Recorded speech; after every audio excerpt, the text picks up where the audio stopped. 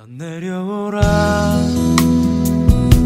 그 나무 아래로 인생의 마음 그를 지으시니 앞으로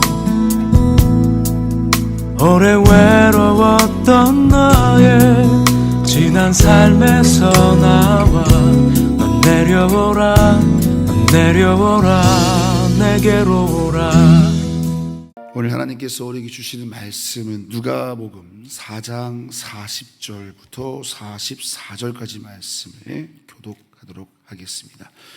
해질 무렵에 사람들이 온갖 병자들을 데리고 나오매 예수께서 일일이 그 위에 손을 얹으사 고치시니 여러 사람에게서 귀신들이 나가며 소리질러 이르되 당신은 하나님의 아들이니이다. 예수께서 꾸짖으사 그들이 말함을 허락하지 아니하시니 이는 자기를 그리스도인 줄 알미러라. 날이 밝음에 예수께서 나오사 한적한 곳에 가시니 무리가 찾다가 만나서 자기들에게서 떠나시지 못하게 만류하려 하매 예수께서 이르시되 내가 다른 동네들에서도 하나님의 나라 복음을 전하여야 하리니 나는 이 일을 위해 보내심을 받았노라 하시고 갈릴리 여러 회당에서 전도하시더라. 아멘. 오늘 누가복음 4장 40절로 44절을 본문으로 나는 선교사입니다는 제목으로 함께 말씀을 나누도록 하겠습니다. 오늘 본문은 예수님의 일과를 정리하고 있는 본문의 부분입니다. 우리가 주일 본문과 쭉 연결해서 읽어보면 예수님의 안식일의 일과가 쭉 정리가 되거든요.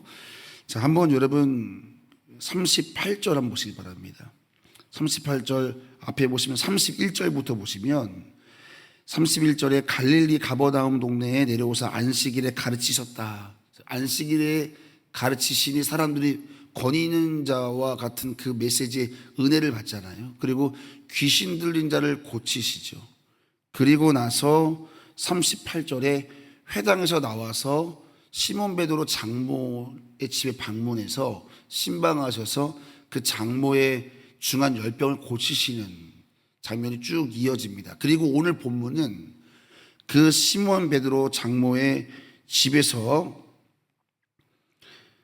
온갖 질병을 가지고 온 사람들을 다 일일이 손에 얹어서 고치시고 또 질병을 고치고 귀신 들린 자가 다 쫓겨 나간 다음에 예수님이 또 날이 밝자 기도하러 가시는 그 장면으로 쭉 이어지는 예수님의 일과가 기록되어 있습니다. 자, 여러분 그런 내용을 가지고 여러분들께서 개인적으로 묵상하실 때 우리 예수님은 안식일을 이렇게 사셨구나 한번 여러분 이해해 보면 예수님을 더 깊이 알아가는 데 도움될 것 같습니다. 자, 다시 정리해드리면 오전에 회당에서 말씀 전하고 귀신 쫓고 베드로 장모 신방에서 열병 고쳐주시고 이 회당에서 귀신 들려 고침받은 사람이 소문을 내가지고 사방에서 막 병든 사람이 또 시몬 베드로 장모의 집에 몰려든 거 아니겠습니까? 그래서 주님께서는 계속해서 사방에서 몰려든 병든 자들을 귀신 들린 자들 일일이 손을 얹어서 다 고치시고 또 날이 밝자 기도하러 가시는 예수님 보게 됩니다. 예수님은 순식간에 인기 스타가 됐습니다. 그래서 사람들이 예수님을 자기들에게서 떠나가는 것을 만류했다라고 성경에 오늘 본문에 기록되어 있습니다. 예수님 가지 마시고 우리와 함께 계시면 안 되겠습니까? 예수님이 끌어당긴 거죠. 못 가게 붙든 거죠. 그때 예수님께서 자신을 붙들려고 하는 사람들에게 이런 말씀 하십니다. 오늘 본문 43절 말씀입니다. 같이 읽어보겠습니다. 예수께서 이르시되 내가 다른 동네들에서도 하나님의 나라 복음을 전하여야 하리니 나는 이 일을 위해 보내심을 받았노라 하시고 아멘. 예수님께서 뭐라고 말씀합니까? 저는 오늘 이 본문을 좀 주목하고 싶은데요. 한번 따라해 보겠습니다. 나는 이 일을 위해 보냈음을 받았노라. 시작. 나는 이 일을 위해 보냈음을 받았노라. 자, 여러분 예수님은 자신의 삶의 방향과 목적을 너무 선명하게 알고 계셨습니다. 나는 이 일을 위해 보내심을 받았다. 예수님은 사람들의 요구에 대해서 반응하지 아니하시고 하나님의 보내심에 반응하며 살았던 삶을 우리에게 보여주시는 것입니다. 자, 여러분, 그런데 예수님께서 요한복음 20장 21절에서 이런 말씀을 하신 적이 있습니다. 아버지께서 나를 보내신 것 같이 나도 너희를 보내노라 말씀하셨습니다. 우리를 향해서 말입니다. 예수님께서 아버지가 나를 보내신 것처럼 이제는 내가 너희를 세상으로 보내노라 말씀하셨어요. 여러분, 예수님 믿는 성도는 다 예수 그리스도로부터 세상에 보내심 받은 사명자라는 사실을 이 새벽 믿으시기를 축원합니다. 이것이 여러분의 정체성이라고 하는 것을 알고 사는 것은 너무너무 중요합니다.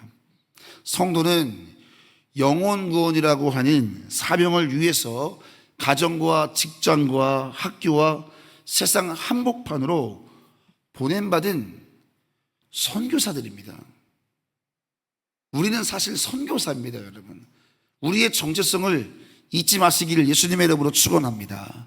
선교사입니다. 그리고 내가 서 있는 삶의 영역은 나에게 있어서 제1의 선교지가 됩니다. 가정, 또 일터 말입니다.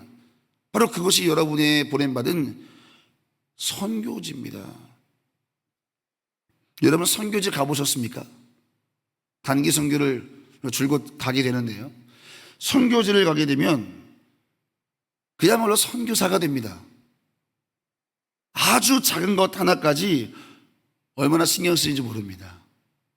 선교를 나가면 혹 내 모습에 하나님 영광 가려질까봐 음식을 먹을 때도 그들의 문화와 그들의 마음을 배려하게 되지 않습니까? 억지로라도 다 먹습니다. 선교지에서 그들이 상처받을까봐 말입니다. 복음의 영광 가릴까봐 나누고 베풀다가 옵니다. 그러다가 때로는 그들을 위해서 어색한 연기도 해봅니다. 연기자가 돼서 드라마도 하고 몸친데 율동도 하고 옵니다. 섭섭한 거, 손해보는 거 중요하지 않습니다. 억지로 손해봐도 기쁩니다. 심지어 몸이 피곤하고 힘들어서 잠도 못 자고 장거리 이동을 하는데 다 견딜 수 있습니다. 선교사니까 다 견딜 수 있습니다. 선교지니까 모든 걸 감당할 수 있습니다. 선교사라는 정체성, 선교지라고 하는 그 의식만 가지고 있어도 우리가 그렇게 변화됩니다. 만일 우리가 우리의 매일의 삶에서 우리가 보냄받은 선교사로서의 소명을 기억한다면 여러분, 우리의 삶의 현장이 어떻게 달라지겠습니까? 여러분의 가정에서 여러분의 모습이, 일터에서 여러분의 모습이 어떻게 달라지겠습니까? 여러분의 대화가, 여러분의 언어가, 여러분의 표정이, 여러분이 매일 맺는 관계가 어떻게 변화가 되겠습니까? 지금 우리가 있는 곳에서 해외로 나간 선교지처럼 동일하게 영혼들을 찾아 만나고 사랑으로 섬기고, 또 여러분 가까운 곳에 믿지 않는 가족들의 구원을 위해서 선교사로서 인내하고 사랑한다면 우리의 삶에 놀라운 생명의 열매가 주렁주렁 맺힐 줄로 믿습니다. 이것이 바로 미셔널 라이프입니다. 선교적 삶입니다. 예수님이 우리에게 기대하시는 교회의 삶의 모습입니다. 특별한 것이 아니라 우리의 자리라는 사실입니다. 사랑하는 성도 여러분, 저는 한 주간을 시작하며 우리 조은유교회 모든 성도들이 한 주간 선교사로서 선교지에서 사명 감당하다가 오시기를 예수님의 이름으로 축원합니다. 여러분을 파송한 교회는 여러분을 위해서 기도로 함께 하겠습니다. 한 주간 멋지게 선교하다가 돌아오시기를 보냄받은 자로 승리하시기를 예수님의 이름으로 축복합니다. 자, 여러분, 오늘 첫 번째 메시지의 제목은 보냄받은 자로 사십시오입니다. 자, 따라해 보겠습니다. 보냄받은 자로 살게 하소서. 잊지 마세요. 그러면 여러분의 행동이 달라질 것입니다. 모든 것에 넉넉해질 것입니다. 모든 것에 여유로워질 것입니다. 자, 오늘 두 번째 메시지는 따라해 봅니다. 기도의 자리로 나가게 하소서. 나는 이 일을 위해 부르심을 받았노라. 이 예수님의 분명한 정체성. 여러분, 우리도 마찬가지입니다. 이 선교사라고 하는, 보냄받은 자라고 하는 이 정체성이 흐려지면 위험합니다. 이 부르심이 흐려지면 우리의 삶이 분주해집니다. 이 부르심이, 이 정체성이 흐려지면 우리 삶이 복잡해집니다. 우리 삶이 되게 무거워집니다. 제가 담임 목사가 된 지 2주째입니다. 그런데 여러분, 모든 것이 어색합니다. 환경은 그렇게 변한 걸 아는데 제 마음속에 상당한 분주함이 있습니다. 보이는 것이 많고 해야 할 일도 많고 해야 되는 일도 많고 눈에 보여지는 관점이 달라지는 걸 느낍니다. 마음의 무게감도, 말씀을 전하는 그 강단에 서는 그 순간도 결코 만만한 시간이 아니라는 것을 느끼게 됩니다. 그동안 원로 목사님의 그늘이 얼마나 컸는지를 새삼 느끼는 시간들을 보내고 있습니다. 하루가 부족합니다. 그리고 그 자리에 주어진 여러 기관들과의 만남도 있고, 또 주어지는 사역들의 분주함도 있고, 와, 24시간이 부족하구나, 이런 생각이 듭니다. 사랑하는 성도 여러분, 그러면 저에게 필요한 것이 24시간 플러스 알파이겠습니까?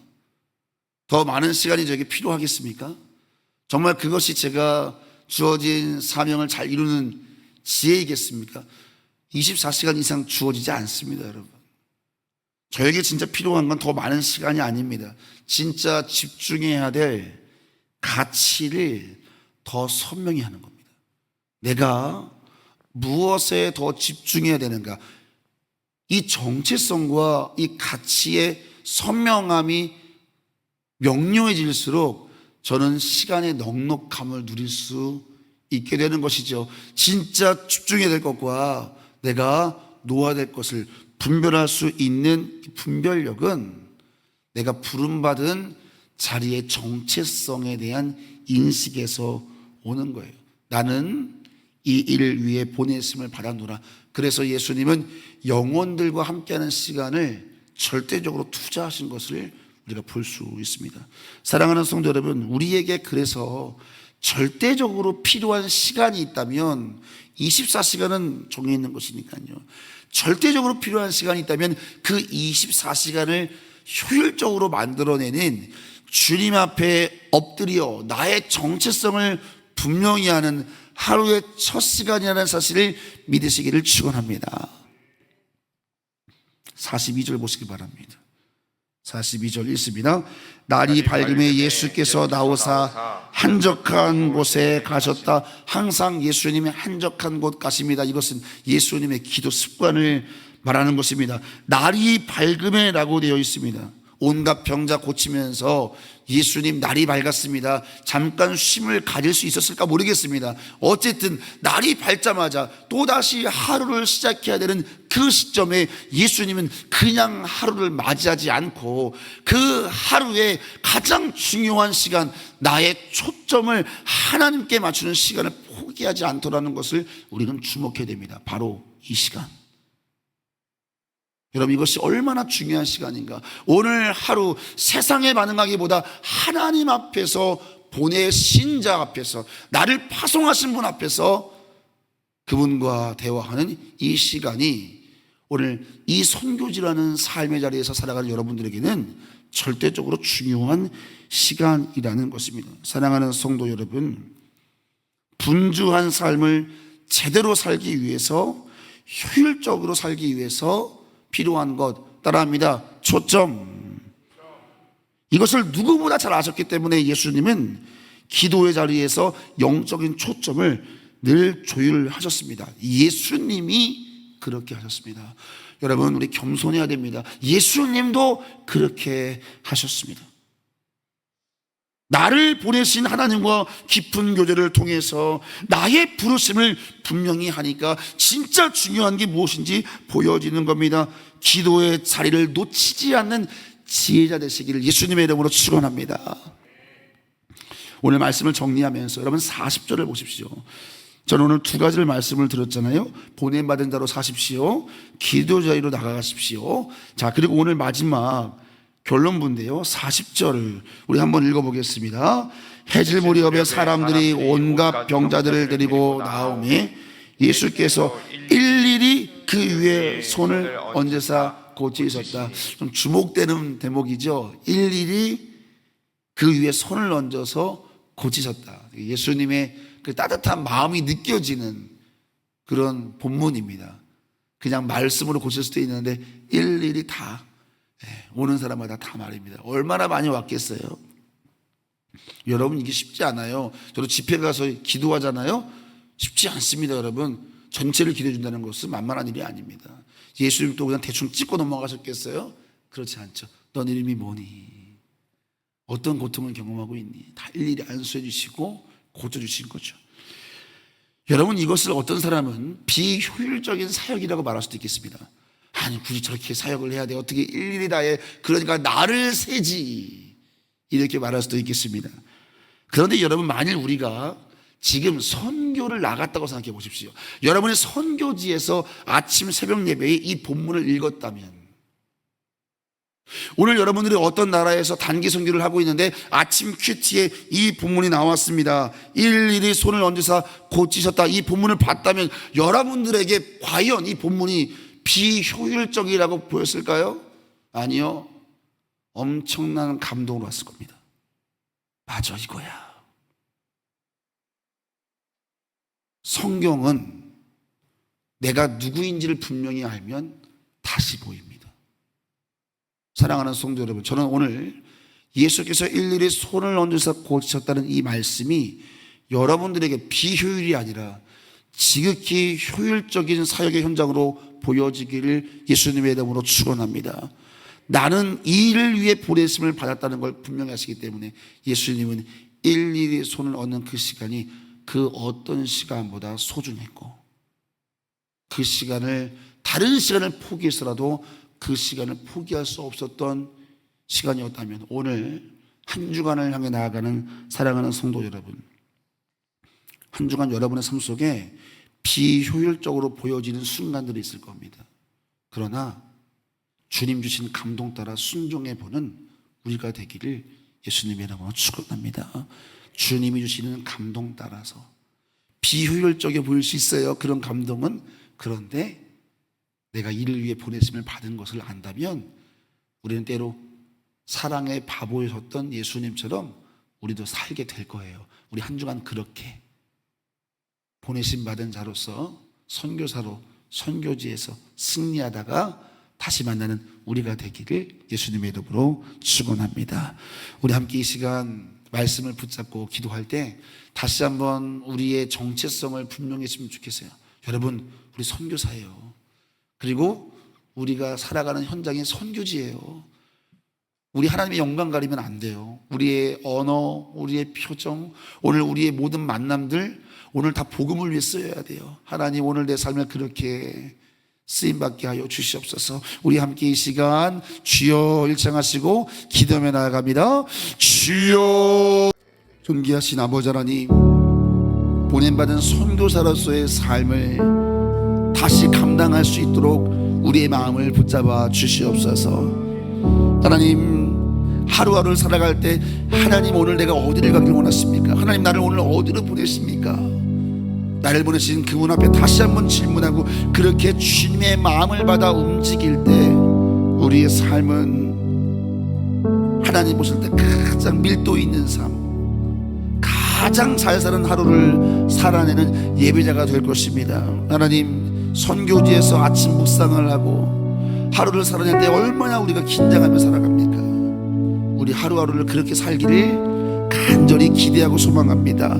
우리 주님께 모든 성도들이 선교사적 삶을 회복하게 하여 주시옵소서. 힘들어도 기쁨을, 힘들어도 그 자리에서 감격을 누리게 하여 주시옵소서. 예수님의 이름으로 축복하며 기도하옵나이다. 아멘.